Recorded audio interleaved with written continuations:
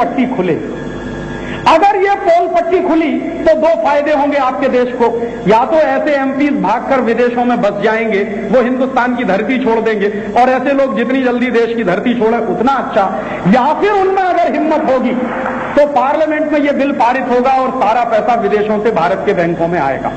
और आप वो पैसा भारत के बैंकों में लाएं, इसके लिए साल डेढ़ साल लग जाएगा, क्योंकि स्विस बैंकों के कानून इतने टेढ़े हैं कि उसमें कागज पत्री करने में ही साल डेढ़ साल लग जाता, बोफोर्स के कागज लेने में 7-8 साल लग गया।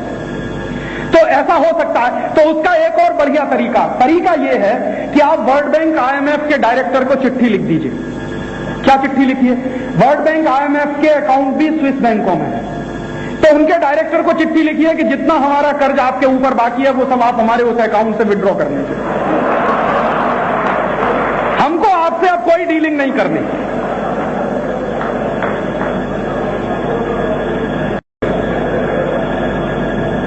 अगर हमारा विदेशी कर्जे का सारा निपटारा हो सकता है तो ये 75,000 करोड़ हर साल बचेगा जो बर्बाद हो रहा है इंटरेस्ट पेमेंट में, और ये 75,000 करोड़ अगर बचता है और सरकारी खर्चों में आप कटौती लाते हैं तो देश की सरकार के पास इतना सफिशिएंट अमाउंट है कि उसमें वो देश चला सकते हैं। इसलिए कुछ भी दिक्कत नहीं, आसानी के साथ ही हो सकता। और आप पूछें कि राजीव भाई आप ये कुछ ऐसी बात कर रहे हैं जो यूटोपियन टॉक है, मैं आपको ताजा उदाहरण देना चाहता हूं कि जो मैं कह रहा हूं उसको जायरे की सरकार ने लागू किया है अपने देश में। जायरे साउथ अफ्रीका का एक देश है, बहुत गरीब देश है। वहां एक प्रेसिडेंट था जिसकी अभी गद्दी चली गई, कुर्सी चली गई, उसका नाम था मोबुटू। मोबुटू महान करप्ट आदमी। उसने क्या किया? सारा देश लूट लिया, विदेशी बैंकों में पैसा जमा कर दिया अपने अकाउंट में। क्रांति हो गई, राजनीतिक क्रांति हो गई, सरकार चली गई, सत्ता चली गई। जायरे में नई सरकार आई, आते ही सबसे पहला कानून जायरे की सरकार ने यही बनाया कि मोबुटू की जितनी संपत्ति विदेशी बैंकों में है वो सब राष्ट्रीय संपत्ति है, और उसने घोटाला करके ये पैसा विदेशी बैंकों में भेजा है। जैसे ही जायरे की पार्लियामेंट से ये कानून पारित हुआ, वैसे ही 3 दिन के अंदर स्विस बैंक के अधिकारियों की चिट्ठी उनके पास आ गई, जायरे गवर्नमेंट के पास, और उस चिट्ठी में लिख कर आया कि मोबुटू का 56 lakh Swiss franc, 56 lakh Swiss franc हमारे बैंकों में पड़ा हुआ है, जिसको हम आपको देने को तैयार हैं, आप हमसे एग्रीमेंट साइन कर लीजिए। जायरे की सरकार ने एग्रीमेंट साइन कर लिया है, और जायरे की सरकार ने कह दिया है कि ये सारा पैसा आप आईएमएफ वर्ल्ड बैंक को दे दीजिए, जिससे हमारा सारा प्रदेशी कर्ज उतर गया। तो जायरे की सरकार ने कर लिया है। और इस साल जायरे की सरकार, आपको जानकारी दूं, इतना ऐतिहासिक कदम उन्होंने उठाया है कि इस साल जायरे में जो बजट आया है वो 0 टैक्स वाला, पहली बार। और वो कह रहे हैं कि 3-4 साल के अंदर हम देश का नक्शा बदल देंगे। और ये जो जायरे ने किया है, ये काम एक बार फिलीपींस भी कर चुका है। फिलीपींस में एक महान करप्ट आदमी था मार्कोस, उसकी पत्नी उससे भी ज्यादा करप्ट, इमेल्डा मार्कोस। हजारों गाउन, हजारों जूते पैर में, पता नहीं क्या क्या सब उसने, हजारों की संख्या में, 100-200 की बात नहीं, हजारों की संख्या में। और उसके घर में क्या क्या नहीं निकला जब छापा पड़ा। मार्कोस भागा, फ्रांस गया, वहां उसकी हार्ट अटैक में मृत्यु हुई। इमेल्डा भी देश छोड़कर भागी, विदेश में जाके रही। कोरोजान एक्विनो प्रेसिडेंट बनी मार्कोस के तुरंत बाद। कोरोजान एक्विनो ने यही किया कि जितना पैसा मार्कोस का स्विस बैंकों में पड़ा है वो सब नेशनल प्रॉपर्टी डिक्लेयर कर दिया, और जैसे ही वो नेशनल प्रॉपर्टी डिक्लेयर हुआ, सारा का सारा फिलीपींस के ऊपर जो परदेशी कर्जे का ब्याज और कर्ज चुकाना था उसने चुका दिया। ये उन्होंने किया, ये ब्राजील में भी हो चुका। तो अगर ब्राजील कर सकता है, जायरे कर सकता है, फिलीपींस कर सकता है, तो भारत क्यों नहीं कर सकता? और ये करने की जरूरत है। और ये होगा कैसे? मैंने फिर आपसे कहा कि आपने जो रिप्रेजेंटेटिव को चुनकर भेजा उनसे ये काम करवाइए। आप बिल ड्राफ्टिंग में करता हूं, इसकी भाषा कैसी होगी वो मैं बता सकता हूं, लेकिन आप अपने रिप्रेजेंटेटिव को तैयार करिए कि वो पार्लियामेंट में चाहे तो सरकार की तरफ से विधेयक पेश कराए, नहीं तो किसी भी एमपी को अधिकार है वो व्यक्तिगत विधेयक भी पेश कर सकता, पर्सनल बिल भी ला सकता। और कई बार पर्सनल बिल कानून बने हैं इस देश में, कोई ऐसा नहीं है कि पर्सनल बिल हमेशा रिजेक्ट होते हैं। कई बार अगर सीरियस है पर्सनल बिल और उसके पीछे की तैयारी बहुत सीरियस है, डिबेट बहुत सीरियस है, तो कानून बन सकता है। और ये इस देश की सरकार के हाथ में एक नया रास्ता आ सकता है, क्योंकि आर्थिक पाबंदी लगी है। सरकार भी चाहती है कई नए नए रास्ते दिखाई दें जिसमें से देश को बाहर निकालने का तरीका मिले, तो ये एक रास्ता हो। एक और रास्ता है, वो रास्ता ये है कि अभी अभी अमेरिकन पार्लियामेंट ने 3 महीने पहले एक कानून पारित किया, उस कानून का नाम है बाय अमेरिकन एक्ट, माने अमरीकी माल खरीदो, इसके लिए कानून बना दिया बिल क्लिंटन ने। और वो कानून जुलाई से लागू हो गया, होने जा रहा, साइन हो गए हैं बिल क्लिंटन के, सेनेट ने पास कर दिया है, कांग्रेस ने अप्रूवल दे दिया, तो अभी वो कानून जुलाई से लागू होगा। कानून क्या है? पूरे अमेरिका में 50 स्टेट्स हैं, हमारे यहां 27 स्टेट्स हैं, अमेरिका में 50 स्टेट्स हैं, तो 50 स्टेट्स की सरकार जुलाई 1998 से ऐसा कोई भी सामान नहीं खरीदेगी जो परदेशी कंपनियों का होगा। हाँ, 50 स्टेट की अमरीकी सरकारें वही सामान खरीदेंगी जो अमरीकी कंपनियों का बनाया होगा, माने वो चाहते हैं कि उनके देश में स्वदेशी की बिक्री ज्यादा हो। और बिल क्लिंटन ने जिस दिन इस कानून पर हस्ताक्षर किए, उस दिन उन्होंने जो सेनेट में भाषण दिया है, वो भाषण की एक ही लाइन मैं आपको सुनाना चाहता हूं। उन्होंने कहा कि इसी कानून के माध्यम से हम अमेरिकन डोमेस्टिक इंडस्ट्रीज को प्रोटेक्ट कर पाएंगे। तो वो अपनी डोमेस्टिक इंडस्ट्रीज को प्रोटेक्ट करने के लिए बाय अमेरिकन एक्ट ला सकते हैं, तो भारतीय डोमेस्टिक इंडस्ट्री को प्रोटेक्ट करने के लिए बाय इंडियन एक्ट क्यों नहीं आ सकता पार्लियामेंट? अगर अमेरिका बाय अमेरिकन एक्ट बना सकता है, तो हम हमारे पार्लियामेंट में बाय इंडियन एक्ट क्यों नहीं बना सकते? और भारत की सरकार क्यों नहीं हमारे 27 प्रदेशों की सरकार को मजबूर कर सकती इस बात के लिए कि सरकारी स्तर पर जितनी खरीद उन्हें करनी पड़ती है वो सिर्फ स्वदेशी कंपनियों की ही होगी। मतलब मेरे कहने का यह है कि दुनिया में जो भी अमीर देश हैं तथाकथित, वो सब अपनी डोमेस्टिक इंडस्ट्रीज को प्रोटेक्शन देते हैं। और दुनिया के सारे अमीर देश अगर अपनी डोमेस्टिक इंडस्ट्रीज को प्रोटेक्शन दे रहे हैं, अपने घरेलू उद्योगों को प्रोटेक्शन दे रहे हैं, तो हम क्यों नहीं हमारे घरेलू उद्योगों को प्रोटेक्शन दें? और अगर हम हमारे घरेलू उद्योगों को प्रोटेक्शन नहीं देंगे, तो कोई बाहर का आदमी आके हमारे उद्योगों को प्रोटेक्शन देने वाला है। एक रास्ता यह भी है। तो ये कुछ रास्ते हैं जो मैं बता रहा हूं कि इस भयंकर मंदी की हालत से, देश की अर्थव्यवस्था की जो गिरावट है, उससे देश को बाहर लाया जा सकता है। तो ये रास्ते हैं जो सरकारी स्तर पर होंगे, पार्लियामेंट के स्तर पर होंगे, आपके एमपीज एमएलए के माध्यम से होंगे, आपके रिप्रेजेंटेटिव्स के माध्यम से होंगे। कुछ एक रास्ते और हैं जो जनता के स्तर पर होंगे, आपके स्तर पर होंगे, मेरे स्तर पर होंगे, हम सबके स्तर पर होंगे। तो हमारे आपके स्तर पर हम क्या कर सकते हैं, वो एक बात मुझे आपसे और कहनी है। आप जानते हैं कि अमेरिका ने भारत पर आर्थिक पाबंदी लगा दी है और जापान ने भी उसके देखा देखी आर्थिक पाबंदी भारत के ऊपर लगा दी है। क्यों लगाई है? क्योंकि भारत के वैज्ञानिकों ने 5 अणु विस्फोट किए। भारत के वैज्ञानिकों ने 5 अणु विस्फोट किए हैं। इस पर हमारे देश में हम बहस कर सकते हैं कि ये ठीक है या गलत है। इस बहस को हम हमारे देश में चला सकते हैं, पार्लियामेंट के लेवल पर भी चला सकते हैं, पार्लियामेंट के बाहर भी चला सकते हैं कि ये हमने ठीक किया या नहीं किया, गलत किया कि नहीं किया, ये एक बहस है। इसको हम हमारे देश में चला सकते हैं। अमेरिका कौन होता है ये कहने वाला कि ये आपने गलत किया? हमने हमारे देश की जमीन पर कुछ किया है, हमारे संसाधनों का इस्तेमाल किया है, हमारी टेक्नोलॉजी का इस्तेमाल किया है, हमारे वैज्ञानिकों का इस्तेमाल किया है। हमने सही किया है, गलत किया है, ये तय करने का अधिकार हमको है। अमेरिका कौन होता है ये कहने वाला कि आपने ये गलत किया? और वो अमेरिका इसको गलत कह रहा है जिस अमेरिका ने आज तक 1047 आणविक विस्फोट किए।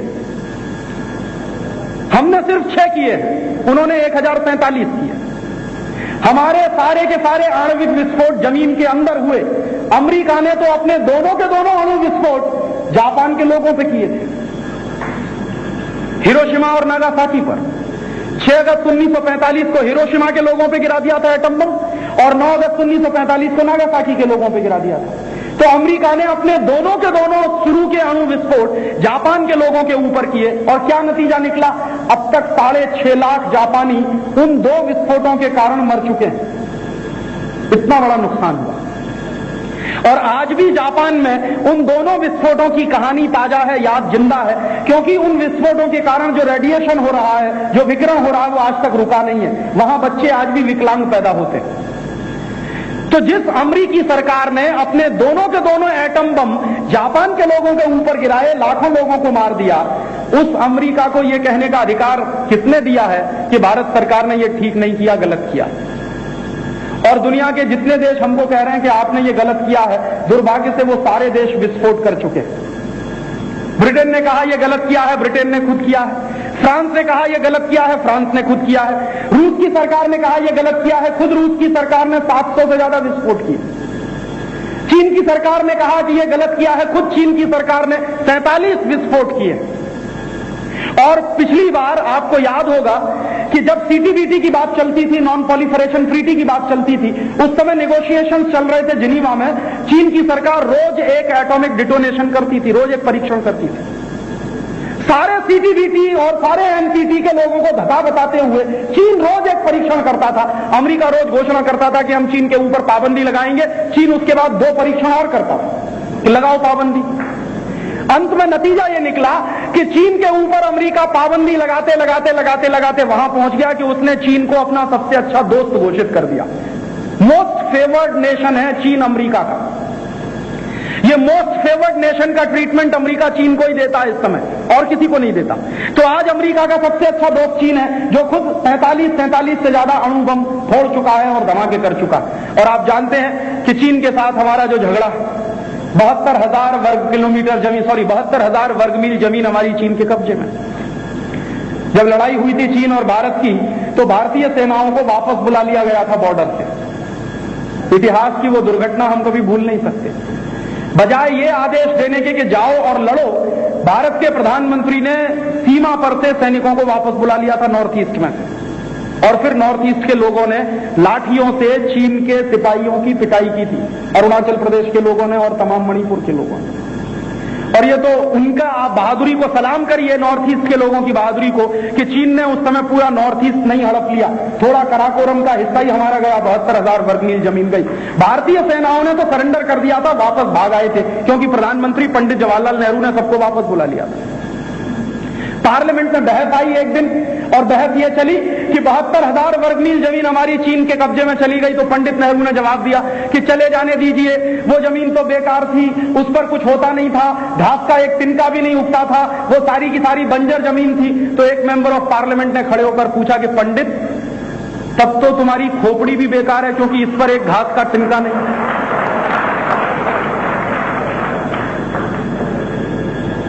अगर हमारी 72,000 वर्ग मील जमीन पर घास का एक टुकड़ा नहीं है, तो क्या काट के हम दूसरों को दे देंगे? तो इस हिसाब से तुम्हारी खोपड़ी भी काट के दे दो चीन को, क्योंकि इस पे एक भी बाल नहीं उगता, ये भी बेकार हो गई है।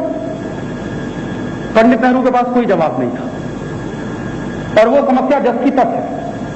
आज तक हम चीन की सरकार के साथ अपनी अंतर्राष्ट्रीय सीमाएं तय नहीं कर पाए। ये सबसे बड़ी त्रासदी इस देश की। हमारी विदेशी कूटनीति की सबसे बड़ी विफलता अगर पिछले 50 साल में कोई है, तो चीन की सरकार के साथ हम हमारी अंतर्राष्ट्रीय सीमा रेखा नहीं खींच पाए। वो एक लाइन है जिसको हम मैकमोहन लाइन कहते हैं। वो मैकमोहन लाइन बिल्कुल इमेजिनरी है, जमीन पर कहीं नहीं है, और आज तक ये तय नहीं हो पाया कि ये चीन का हिस्सा है कि ये भारत का हिस्सा। वैसी स्थिति में चीन बराबर धमाके करता रहे और पाकिस्तान को टेक्नोलॉजी बेचता रहे। पाकिस्तान ने गौरी का परीक्षण किया, हमसे पहले किया, और चीन की सरकार ने घोषणा की कि हमने उनको मदद की है। अमेरिका के CIA के लोगों ने कहा कि उन्होंने मदद की है, बिना उनकी मदद के ये नहीं है। तो भारतीय वैज्ञानिकों को लगा तो उन्होंने भी कुछ किया। अब वो गलत है सही है, ये एक अलग बहस का प्रश्न है, लेकिन उससे ज्यादा महत्वपूर्ण बहस ये है कि अमेरिका कौन होता है ये तय करने वाला कि आप सही कर रहे हैं या गलत कर रहे हैं। उन्होंने तो खुद कभी अपने ऊपर संयम नहीं बरता। 1047 से ज्यादा परीक्षण किए और उसके बाद उन्होंने जापान के लोगों को मार दिया लाखों की संख्या में। तो अमेरिका की तकलीफ क्या है? अमेरिका की तकलीफ ये नहीं है कि भारत के वैज्ञानिकों ने ये परीक्षण क्यों किया। अमेरिका की सबसे बड़ी तकलीफ ये है कि भारत के वैज्ञानिकों ने ये परीक्षण किया और अमेरिका को पता तक नहीं चला। हाँ, उनके 2 सैटेलाइट हैं जो हमारे देश में जासूसी कर रहे हैं, और उनके 2 सैटेलाइट के अलावा CIA के हजारों एजेंट हैं जो भारत के एक एक चप्पे की जासूसी करने के लिए उन्होंने लगाए हुए हैं। तो उनकी तकलीफ यह है कि हजारों CIA के एजेंट और अमेरिका के 2 सैटेलाइट ये बता नहीं पाए कि भारत के वैज्ञानिक क्या करने जा रहे हैं पोखरण में। ये CIA के मैनेजिंग डायरेक्टर ने स्वीकार कर लिया। उसने कहा कि हमारा सबसे बड़ा फेलियर ये था कि हम पता ही नहीं लगा सके कि भारत के वैज्ञानिकों ने क्या किया। इसका मतलब ये भारतीय वैज्ञानिकों की सफलता है कि उन्होंने पता ही नहीं लगने दिया वो क्या करने जा रहे थे। इतने बड़े जासूसी के तंत्र के भारत में होने के बावजूद उन्होंने पता नहीं लगने दिया कि वो भारत में क्या करने। अभी CIA के एजेंट ने एक दूसरी खबर और दी, बड़ी मजेदार, कि अमेरिकन सैटेलाइट ने यहां से सूचना भेजी थी अमेरिका में कि भारत के वैज्ञानिकों ने क्या किया। तो वॉशिंगटन में सूचना जो गई वो ये थी कि पोखरण में धरतीकंप हो गया, भूकंप हो गया। तो अमेरिका के वैज्ञानिक चादर तान के सो गए कि पोखरण में भूकंप हुआ, धरतीकंप तो होते ही रहते हैं, भूकंप तो होते ही रहते हैं। उन्होंने कुछ कार्यवाही नहीं की। ये तो उनको तब पता चला जब भारत के प्रधानमंत्री ने घोषणा की कि धरतीकंप नहीं, वहां पे अणु परीक्षण किया, तब बिल क्लिंटन के पेट में दर्द पैदा हुआ कि ये हो कैसे गया। तो उनकी तकलीफ ये है और कोई दूसरी तकलीफ नहीं। और दूसरी तकलीफ उनकी क्या है कि आज भारत के वैज्ञानिकों ने परीक्षण किए हैं, इनमें 3 परीक्षण हाइड्रोजन बम वाले हैं और 2 परीक्षण एटॉमिक बम वाले हैं। इसका माने हमारे वैज्ञानिक हाइड्रोजन बम भी बना सकते हैं और एटॉमिक बम भी बना सकते हैं और सफलतापूर्वक बना सकते हैं। अमेरिका को तकलीफ यह है कि भारत के वैज्ञानिकों ने यह बम बनाकर अगर बेचना शुरू कर दिया तो अमेरिका की दुकान बंद हो जाएगी, क्योंकि हमारे वैज्ञानिक अगर बम बनाएंगे, कल्पना करिए थोड़ी देर के लिए, तो 1 करोड़ रुपए का खर्च आता है उस पर। अमेरिका में बम बनता है तो करोड़ों डॉलर खर्च होते हैं और क्वालिटी में उतना ही अच्छा है जितना अमेरिका का बम। तो अगर हम दुनिया के अंतर्राष्ट्रीय बाजार में व्यापारी बन के चले गए बम के, जो आज अमेरिका है, तो उनको खतरा पैदा हो जाएगा। इसलिए उनका धंधा ना बंद हो जाए, ये उनकी चिंता है। और तीसरा, बिल क्लिंटन का खून जल रहा है उस दिन से जिस दिन से हमारे देश के पुणे के सीडेक के वैज्ञानिकों ने परम 10,000 बनाए, तब से उनका खून जल रहा है। पहले पुणे के सीडेक के वैज्ञानिकों ने परम बनाया बिना अमेरिकी मदद के, बिना किसी मल्टीनेशनल की मदद के। राजीव गांधी गए थे अमेरिका से सुपर कंप्यूटर मांगने, अमेरिका ने मना कर दिया था। उसके बाद सीडेक के वैज्ञानिकों ने काम शुरू किया था और रात दिन मेहनत करके परम बनाया, सुपर कंप्यूटर, और अब परम से 10,000 गुना ज्यादा ताकतवर परम 10,000 बना लिया। और अभी दुनिया में परम 10,000 लेवल के कंप्यूटर सिर्फ 3 देशों के पास हैं, या तो भारत, या तो अमेरिका, या तो जापान। तो हम परम 10,000 बना चुके हैं बिना अमेरिकी मदद के, बिना अमेरिकी कंपनियों की मदद के। तो अमेरिका के पेट में दर्द है और उनका खून जल रहा कि भारत के वैज्ञानिक बिना हमारी मदद के ये सब करते चले जा रहे हैं। भारत धीरे धीरे स्वावलंबी हो जाएगा, परावलंबन छोड़ देगा, सेल्फ सफिशिएंट हो जाएंगे, सेल्फ रिलायंट हो जाएंगे। और आप जानते हैं दुनिया में जो चौधरी बनने की कोशिश करता है वो किसी को सेल्फ सफिशिएंट नहीं देखना चाहता। वो चाहता है कि सब देश उसके रास्ते में कटोरा लेकर खड़े रहे, उससे भीख मांगने के लिए आए। वो स्थिति अब हमारी नहीं रहेगी। ये उनकी तकलीफ सबसे ज्यादा है और इन तकलीफों को समझना चाहिए। इसलिए बिल क्लिंटन बौखलाए हुए हैं और उस बौखलाहट में बिल क्लिंटन ने आर्थिक पाबंदी की घोषणा की है। हालांकि यही आर्थिक पाबंदी चीन के ऊपर भी लगानी चाहिए, ब्रिटेन के ऊपर भी लगानी चाहिए, फ्रांस के ऊपर भी लगानी चाहिए, ऑस्ट्रेलिया और कनाडा की सरकारों पर भी लगानी चाहिए जो एटॉमिक टेक्नोलॉजी दुनिया के लोगों को बेचते रहते हैं। और यही पाबंदी अमेरिका को उन सभी देशों पर लगानी चाहिए जो उनके मित्र देश हैं। वो तो उन्होंने नहीं किया, सिर्फ भारत के ऊपर पाबंदी लगाई है क्योंकि वो बौखलाहट है। अब प्रश्न ये है लोगों के मन में कि राजीव भाई ये आर्थिक पाबंदी लग गई, इसका नुकसान क्या होगा? अमेरिका द्वारा लगाई गई भारत के ऊपर जो आर्थिक पाबंदी है उसका कितना नुकसान हमारे देश पर होगा, उसका रुपए में हिसाब मैं आपको बाद में बताऊंगा। पहले एक दूसरा हिसाब मैं आपको बता दूं। हमारे देश में 40 लाख कर्मचारी केंद्र सरकार के कर्मचारी हैं और इन 40 लाख केंद्र सरकार के कर्मचारियों की एक एक दिन की तनख्वाह अगर हम इकट्ठी कर लें, 40 लाख केंद्र सरकार के कर्मचारियों की एक एक दिन की सैलरी अगर पूरी इकट्ठी कर लें एक जगह, तो वो अमेरिका द्वारा लगाई गई आर्थिक पाबंदी के बराबर है। इसका मतलब यह है कि अमेरिका से हमारे देश को कोई बहुत मदद नहीं आती। ये बात बिल्कुल स्पष्ट है, कुछ बहुत ज्यादा मदद नहीं आती। और अमेरिका ने पाबंदी क्या लगाई है एक्चुअली? 1994 में अमेरिका में एक कानून बना था। उस कानून के आधार पर अमेरिका उन देशों में मदद देना बंद कर देता है, एड देना बंद कर देता है जो आणविक परीक्षण करते हैं। तो अमेरिका से एक साल में हमारे देश को जो मदद आती है वो उतनी ही है जितनी हमारे 40 लाख केंद्र सरकार के कर्मचारियों की एक दिन की सैलरी। तो क्या 40 लाख केंद्र सरकार के कर्मचारी एक दिन की सैलरी डोनेट नहीं कर सकते? माने अमेरिका द्वारा लगाई गई आर्थिक पाबंदी का क्या असर होने वाला है? हम केंद्र सरकार के कर्मचारियों को कहेंगे कि 364 दिन की सैलरी ले लो, एक दिन की सैलरी दे दो। इतना तो हो ही सकता है, और ये हो रहा है। मैंने आपको बताया, state bank of Bikaner and Jaipur के कर्मचारियों ने घोषणा की है, जनता सहकारी बैंक के कर्मचारियों ने घोषणा की है, और ऐसी कई डिपार्टमेंट्स के लोगों ने घोषणाएं की हैं कि वो अपनी तनख्वाहें दान करेंगे। इससे भी आगे एक दूसरी बात है कि अमेरिका और जापान द्वारा जो लगाई गई आर्थिक पाबंदियां हैं, हमारे देश में जितने नॉन रेजिडेंट इंडियंस हैं जो विदेश में रहते हैं, भारत के हैं, परदेशों में रहते हैं, जिनको हम नॉन रेजिडेंट इंडियंस कहते हैं, वो सारे के सारे नॉन रेजिडेंट